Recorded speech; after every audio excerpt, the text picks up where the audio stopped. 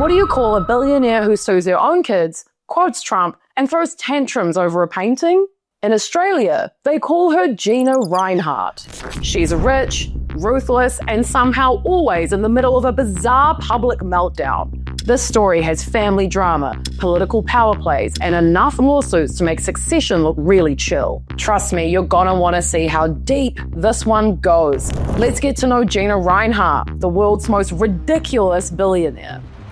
Gina Rinehart didn't just stumble into billions. She inherited a mining empire and just ran with it, straight to the top of Australia's rich list. She's currently worth like $30 billion USD, landing her at number 64 on the Bloomberg Billionaires Index. Born in Perth but raised in the dusty red heart of the Pilbara, aka Australia's mineral hotspot, Gina grew up around the iron ore game. She started studying economics at Sydney University, but ditched the textbooks after a year to work with her dad, Lang Hancock, at the family mining business. When Lang passed away in 1992, Gina took the reins at Hancock Prospecting and soon scooped up the Roy Hill mine. Then came the 2000s when iron ore was basically printing money. Gina rode the boom all the way to billionaire status by 2006, and she's been stacking cash ever since. Her personal life, by the way, also a bit of a saga. At 19, she met an English bloke named Greg Milton while working in Wittenoom. Fun fact, he later changed his name to Hayward. They had 2 kids, John and Bianca, before splitting up in 81. Then in 1983, Gina married Frank Rinehart, a corporate lawyer who was basically like a real-life overachiever, top of Harvard College and law school, all while juggling multiple jobs and at one point being in the military. Together, they had 2 more daughters, Hope and Gina. Frank would pass away in 1990.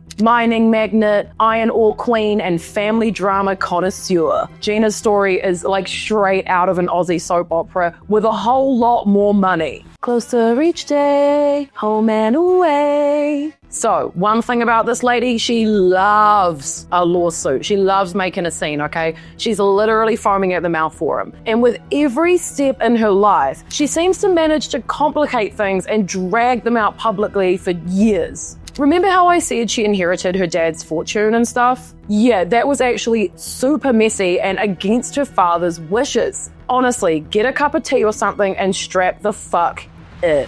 The roots of Gina Rinehart's legal battles go back decades, starting with tensions inside her family long before her father Lang actually passed away in 1992. Gina's relationship with her father began to break down during the 1980s. She had concerns about his growing closeness to his housekeeper, Rose Pettiest, who would later become his second wife.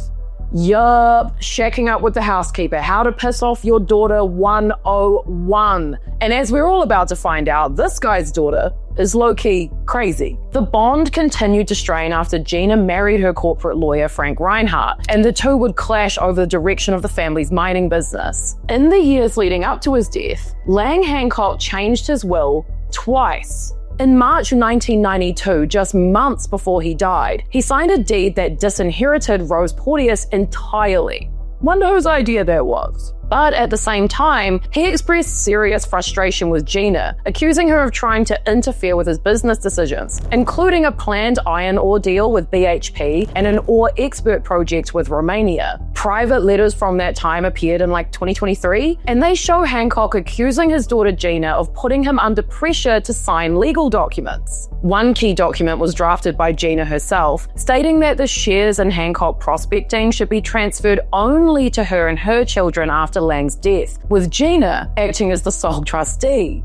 Hancock signed it, but later wrote that he had done so under duress. After Lang's death in 1992, a legal fight began between Gina and her stepmother, Rose, over his estate. The dispute lasted 14 long years. Rose claimed that certain mining assets didn't actually belong to Hancock Prospecting, but the company retained control of the tenements after the case was finally settled. Years later, a new legal battle emerged, this time between Gina and 2 of her own children, John and Bianca. And ooh-wee, this is messy! This is so messy! Gina's relationship with her children, especially her son John, is like not good. And like, wow, I can't possibly imagine why.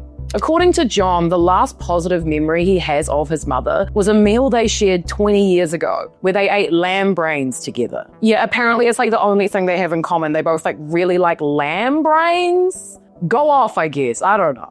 It was a rare pause in what's been over 20 years of messy legal battles between them. In an interview with Guardian Australia, John opened up about the fallout. He remembers the moment his mum totally cut him off after he signed a document tied to a settlement between her and his stepmum, Rose. He said, "Very shortly after that, a matter of days, she then said to me, 'John, you're not needed anymore.' And I'm like, what? That was it. I had walked into her office one day, then it all started happening. I didn't get the company salary anymore. My finger scan to get into the office was removed." He says these days their relationship is virtually non-existent. The fight between John and his mum really kicked off back in 2004 when he first started asking questions about a trust his grandfather, Lang Hancock, had set up for the grandkids before he passed away. That trust supposedly held a 49% stake in Hancock prospecting, and the plan was for the kids to inherit it once the youngest grandchild turned 25. But just 3 days before that was meant to happen, the children received advice from their mum that they would face bankruptcy if they accepted their inheritance. Instead, she wanted to push the vesting date way out to 2068. John would have been 92 by then.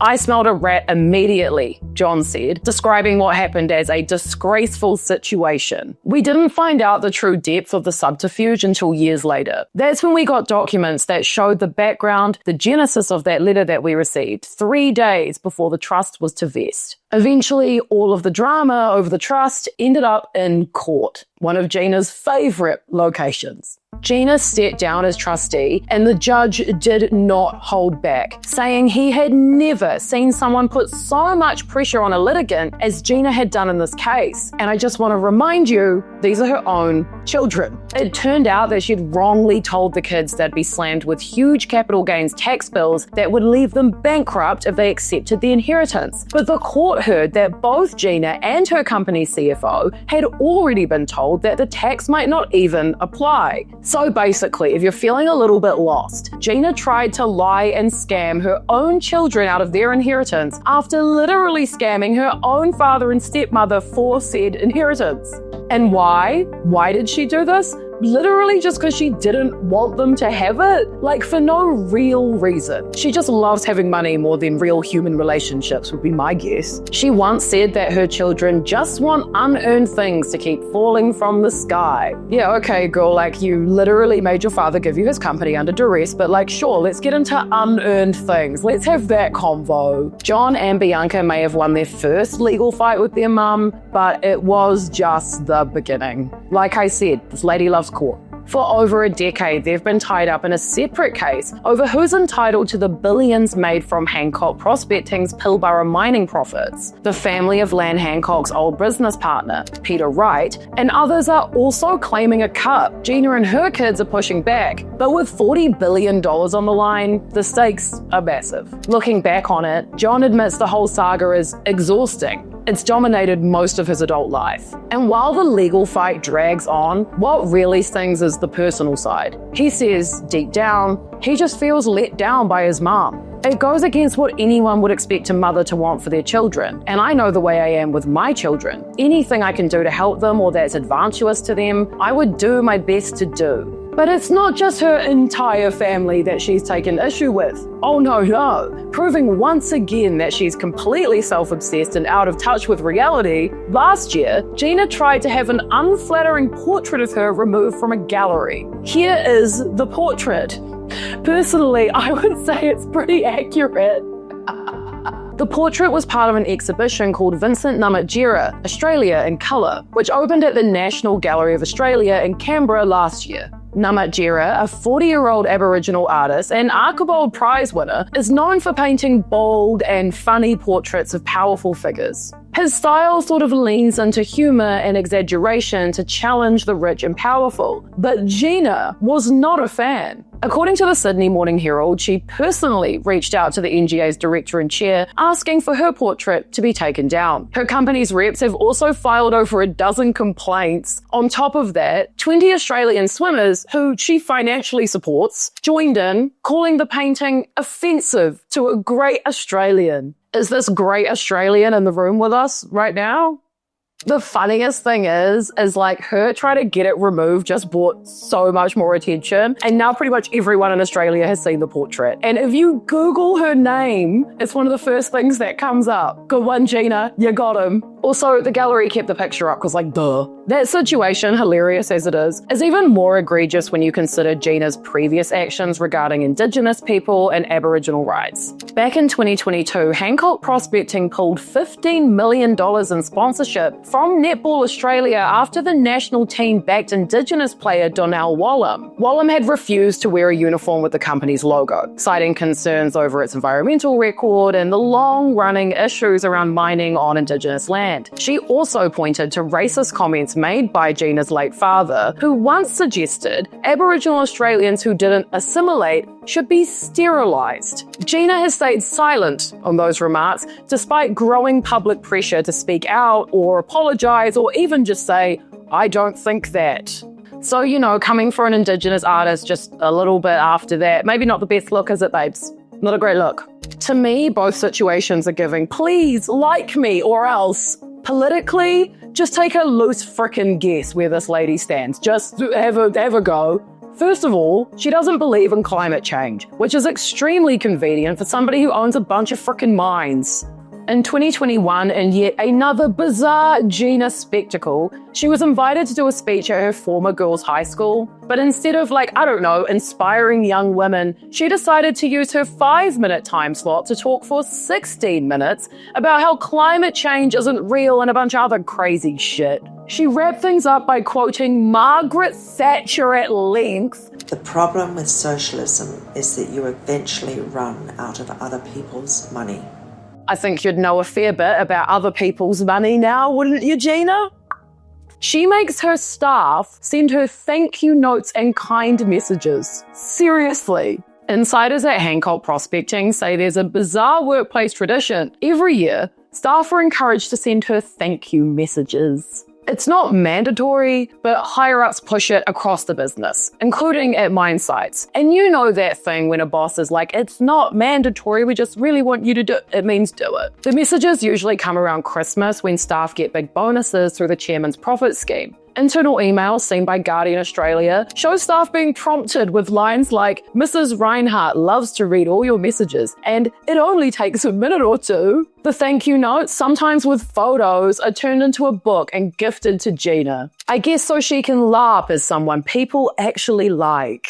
Despite the fact that this woman is truly ridiculous, she does wield a lot of power. The ACTU, the Australian Council of Trade Unions, has slammed Gina Rinehart for acting like an oligarch, accusing her of trying to buy influence over the coalition's industrial relations policies. New disclosures from the Australian Electoral Commission show she's the coalition's second highest donor, funneling $500,000 through multiple Hancock Prospecting accounts. Critics say it's a clear attempt to shape workplace laws that would lower wages and strip protections from workers, something reflected in the coalition's push to axe multi-employer bargaining and reopen loopholes that let mining companies cut pay. Gina also hosted a $14,000 a head fundraiser for Peter Dutton, just under the public disclosure limit, and is believed to bankroll the IPA, a right-wing think tank that's argued for scrapping the minimum wage. In March of 2024, Dutton even flew to Perth for just 1 hour to attend Gina's 70th birthday before jetting back to campaign on the cost of living. Anyway, I think Gina lives a pretty lonely life, right?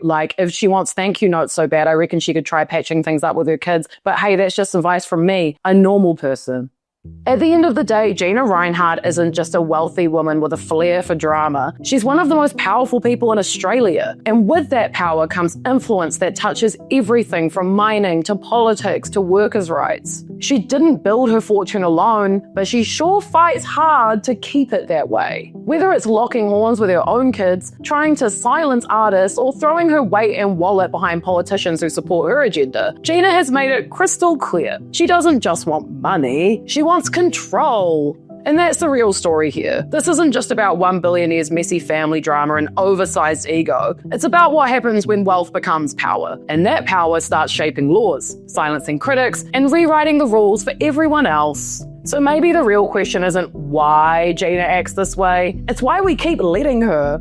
If you like this video or just like messy rich people fighting with their families in court, check out one I did on the Murdochs. It's crazy, and it proves that Succession was a documentary. Bye!